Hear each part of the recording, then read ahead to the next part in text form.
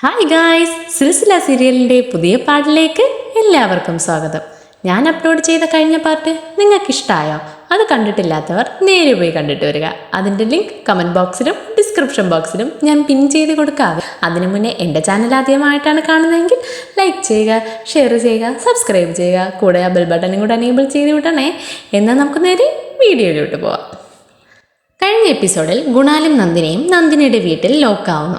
അവൻ ഡോറ് തുറക്കാൻ നോക്കുമ്പോൾ ലോക്ക് ഇളവി അവൻ്റെ കയ്യിലിരിക്കുന്നു. എന്താ ഇത്? എന്ത് ചെയ്യും? വെളിയിലിരുന്ന് ഇനി ആരെങ്കിലും തുറന്നാൽ മാത്രം തന്നെ നമുക്കിനി പുറത്തിറങ്ങാൻ പറ്റൂ എന്ന് രണ്ടുപേരും മാറി മാറി പറഞ്ഞിട്ടിരിക്കുന്നു. അതേസമയം ഇവിടെ രാജദീപിനെയാണ് കാണിക്കുന്നത്. അവൻ അവൻ്റെ ഫ്രണ്ടിനെ കാണാൻ വന്നിരുന്നല്ലോ ഇവിടെ. അവൻ്റെ ഫ്രണ്ട് ഒരു ലോയറാണ്. ഡിവോഴ്സ് കേസിനെ കുറിച്ച് സംസാരിക്കാനാണ് അവനിവിടെ വന്നത്. അവൻ്റെ ഫ്രണ്ട് പറയുവാണ്, ഇങ്ങ് നോക്കടാ, നീ വിചാരിക്കുന്നത് പോലെ ഈ ഡിവോഴ്സ് കേസ് നടക്കില്ല. കാരണം നിൻ്റെ വൈഫിൻ്റെ സൈഡാണ് കറക്റ്റ്.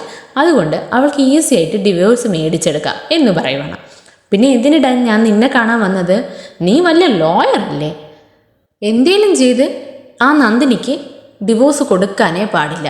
ഞാൻ ഉറപ്പായിട്ടും ആ നന്ദിനിക്ക് ഡിവോഴ്സ് കൊടുക്കാൻ പോകുന്നില്ല. അതിന് നീ തന്നെ എന്നെ ഹെൽപ്പ് ചെയ്യണം. എല്ലാം നിൻ്റെ കയ്യിലാണ് എന്നവൻ പറഞ്ഞിട്ട് അവൻ നിന്ന് പോവാൻ തുടങ്ങുന്നു. പുറത്ത് വരുമ്പോൾ ഗുണാലും നന്ദിനിയും രണ്ടുപേരും ഡോറ് സ്പീഡായിട്ട് തട്ടുകയായിരുന്നു. ആരേലും ഉണ്ടോ? കതക് തുറക്കൂ, പ്ലീസ് ഹെൽപ്പ് എന്ന് പറഞ്ഞുകൊണ്ട്. ഇവൻ കേട്ടിട്ട് കതക് തട്ടുന്നല്ലോ, എന്താ ഇത് എന്ന് ആലോചിച്ചിട്ട് കതക് തുറക്കാൻ പോകുന്നു. എന്നാൽ ആ സമയത്ത് അവൻ്റെ ഫ്രണ്ട് അവിടെ വരുന്നു. ഡേ, എന്താ ചെയ്യണ നീ ഇവിടെ? നിൻ്റെ ഇഷ്ടത്തിന് പോയി ഓരോ റൂമൊന്നും തുറക്കാൻ പറ്റൂലേ ഇവിടെ? വാ, സമയമായി, എനിക്ക് പോകണം എന്നും പറഞ്ഞ് അവനെ വിളിച്ചിട്ട് പോകുന്നു. അവനും ശരിയെന്ന് പറഞ്ഞ് അവിടെ നിന്ന് പോകുന്നു. ഇവിടെ രണ്ടുപേരും കതക് തുറക്കാൻ മാക്സിമം ട്രൈ ചെയ്യുന്നു. എന്നാൽ പറ്റുന്നില്ല. എന്ത് ചെയ്യും എന്ന് സംസാരിച്ചുകൊണ്ടിരിക്കുന്നു. അപ്പോഴാണ് നന്ദിനി പറയണേ, ഒരു ഐഡിയ എന്നും പറഞ്ഞ് അവിടെയുള്ള ഒരു ജനലിൻ്റെ സൈഡിൽ നിന്ന് ഹെൽപ്പ് ഹെൽപ്പ് ഹെൽപ്പ് എന്ന് സൗണ്ട് ഉണ്ടാക്കി വിളിക്കുകയാണ്. ഇത് കണ്ടിട്ട് ഗുണാലിന് ചിരി വരുന്നു. എന്താ ചെയ്യണേ? നീ ഇങ്ങനെ ചെയ്താൽ എല്ലാവരും ഓടി വന്ന് കതക് തുറക്കും. നീ സൗണ്ട് ഉണ്ടാക്കുന്നത് അവിടെ ആരും കേൾക്കാൻ പോകുന്നില്ല. അപ്പോൾ എന്ത് ചെയ്യും ഗുണാൽ? നിങ്ങളിങ്ങനെ എന്നെ കളിയാക്കി ചിരിച്ചോ?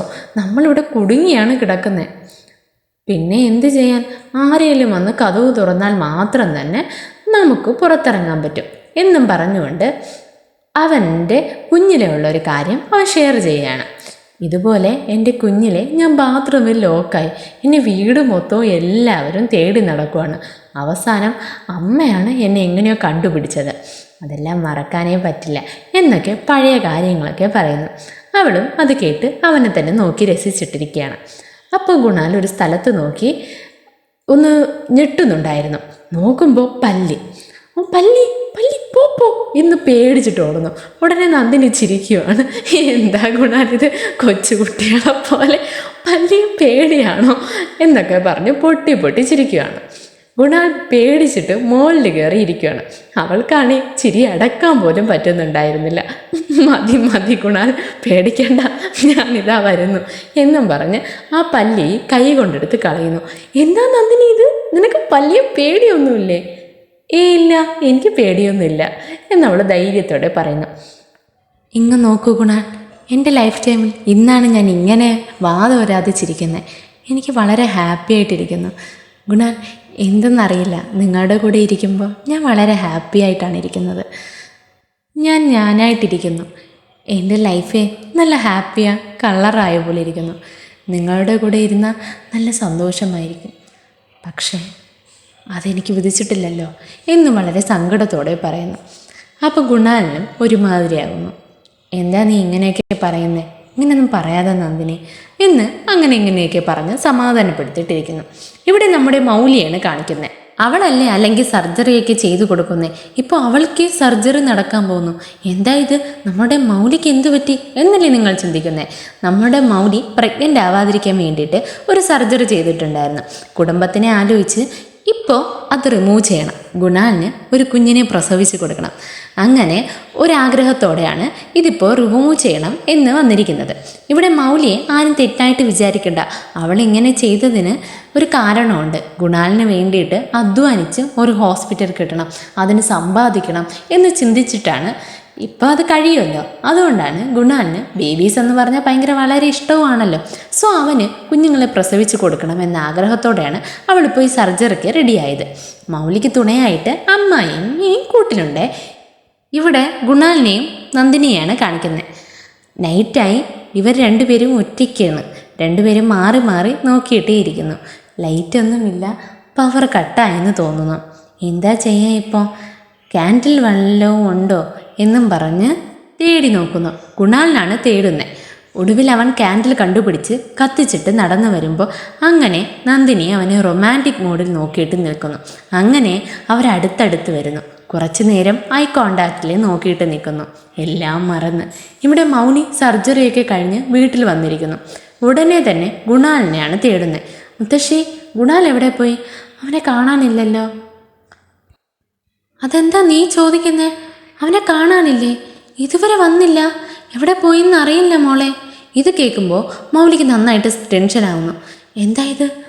ഗുണാൽ ഇങ്ങനെയൊന്നും ചെയ്യാത്തതല്ലേ? ഇവൻ എവിടെ പോയി? ഒരു ഫോൺ കൂടെ വിളിച്ചില്ലല്ലോ എന്നെ. ഇവൻ എവിടെ പോയി എന്ന് വിചാരിച്ചിട്ട് അവനെ കോൾ ചെയ്തിട്ടേ ഇരിക്കുന്നു. ഇവിടെ ഗുണാലിൻ്റെ ഫോൺ റിങ് ചെയ്തിട്ടിരിക്കുകയാണ്. ഇത് കേട്ടപ്പോൾ ഗുണാലിനും നന്ദിനിക്കും ബോധം വരുന്നു. മൗലി വിളിച്ചത് കറക്റ്റ് ടൈമായിരുന്നു. സ്വയം ബോധത്തിൽ വന്ന ഉടനെ രണ്ടുപേരും കുറച്ച് ഡിസ്റ്റൻസ് ഇട്ട് നിൽക്കുന്നു. നന്ദിനിക്ക് നന്നായിട്ട് ഗിൽറ്റി ആയെന്ന് തോന്നുന്നു. ഈ നേരത്തിൽ നമ്മൾ രണ്ടുപേരും ഇവിടെ ഒരുമിച്ചിരുന്നാൽ എന്തെങ്കിലും തെറ്റ് സംഭവിക്കും എന്ന് ബോധം വന്നിട്ട് ഗുണാലിനോട് പറയുന്നു. ഗുണാൽ, ദയവ് ചെയ്ത് എങ്ങനെയാലും ഈ കഥകൊന്ന് തുറക്ക്. എനിക്കിവിടെ ഇരിക്കാൻ എന്തോ പോലെ അൺകംഫർട്ടബിളായി തോന്നുന്നു. ആ ശരി, നിൽക്ക്, ഞാൻ ഒന്ന് നോക്കട്ടെ എന്നും പറഞ്ഞ് കഥക് തട്ടിയിട്ടേ ഇരിക്കുന്നു. ആരും വന്ന് കഥക് തുറക്കാനേ പോകുന്നില്ല. ഇവിടെ മൗലി കോൾ ചെയ്തിട്ടേ നിൽക്കുവാണ്. ബട്ട് അവൻ കോൾ അറ്റൻഡ് ചെയ്യുന്നില്ല. ഇങ്ങനെ പോയാൽ ശരിയാവില്ല. ഞാൻ ഗുണാൽ എവിടെയെന്ന് പോയി നോക്കിയിട്ട് വരാം എന്നും പറഞ്ഞ് കോൾ എടുത്തിട്ട് ഗുണാലിനെ തേടി അലയുന്നു. ഇവിടെ നന്ദിനി ഫീലിങ്സോടെ നിൽക്കുവാണ്, ഓരോന്ന് ആലോചിച്ചിട്ട്. അപ്പോൾ ക്യാൻഡിൽ വന്ന് അവിടെ സാരിയിൽ കൊള്ളുന്നു. തീ പടർന്നു പിടിക്കുന്നു. അവൾ കാഷ്വലായിട്ട് തിരിഞ്ഞു നോക്കുമ്പോൾ തീ കാണുന്നു. അവൾ പേടിച്ചിട്ട് ഗുണാൽ എന്ന് അലറി വിളിക്കുന്നു. ഗുണാൽ തിരിഞ്ഞു നോക്കിയിട്ട് ഒരു വഴിയെ തീ എങ്ങനെയൊക്കെയോ അണയ്ക്കുന്നു. എന്നിട്ട് പേടിച്ചിട്ട് വിറച്ചിട്ട് നിൽക്കുന്ന നന്ദിനിയെ നോക്കി ഇമോഷണലായിട്ട് പോയി കെട്ടിപ്പിടിക്കുന്നു ഗുണാൽ ഹക്ക് ചെയ്തത് ഒരു കെയറിങ്ങോടെ. അയ്യോ, ഇവൾക്കിനി എന്തെങ്കിലും പറ്റിയോ എന്നും പറഞ്ഞ് സമാധാനപ്പെടുത്താൻ വേണ്ടിയിട്ടാണ്. അത് നോർമൽ ഇൻസിഡൻ്റ് അല്ലേ. ബട്ട് അതിനെ നേരെ ഓപ്പോസിറ്റായിട്ടാണ് നന്ദിനി ഒരു ടൈമിൽ യൂസ് ചെയ്ത പോലെയാണ് എനിക്ക് തോന്നിയത്. കാരണം അവളുടെ ഫേസ് സൂക്ഷിച്ച് നോക്കൂ, എന്തോ ഒരു സന്തോഷം. ഇവിടെ അവൾക്കൊരു ഗിൽറ്റി ഫീലേ ഇല്ല. തൻ്റെ ബെസ്റ്റ് ഫ്രണ്ടിൻ്റെ ഹസ്സിനെ ആണ് കെട്ടിപ്പിടിക്കുന്നേ എന്നൊരു ചിന്തയേ ഇല്ല. അത്രയും ഫീലിങ്സും സന്തോഷത്തോടെയുമാണ് അവൾ ആസ്വദിച്ച് നിൽക്കുന്നത്. കുറച്ചുകൂടെ മനസ്സാക്ഷിയില്ലേ ഇവൾക്ക്? ഞാൻ അങ്ങനെയൊക്കെ ചിന്തിച്ചു പോകുന്നു. ബോധം വേണ്ടേ കുറച്ചെങ്കിലും? ഇവിടെ മൗലി ശരി നന്ദിനിയുടെ വീട്ടിൽ പോയി നോക്കാം എന്ന് വിചാരിച്ചിട്ട് നന്ദിനിയുടെ ഫ്ലാറ്റിലോട്ട് വരുന്നു. മൗലി വന്ന് ഡോർ തുറന്ന് അകത്തോട്ട് വരുന്നു. ഇവിടെ ഗുണാനും നന്ദിനിയും ഇമോഷണൽ കെട്ടിപ്പിടിച്ചിട്ട് നിൽക്കുവാണ്. മൗലി വന്ന് ഇനി ഇവർ ഇങ്ങനെ നിൽക്കുന്നത് കാണുമോ, ഇനി എന്ത് സംഭവിച്ച് കാണും എന്നൊക്കെ അറിയാൻ എൻ്റെ കൂടെ നാളെ വരെ വെയിറ്റ് ചെയ്തിരിക്കണം. ഇന്നത്തെ ഈ എപ്പിസോഡ് നിങ്ങൾക്ക് ഇഷ്ടപ്പെട്ടോ?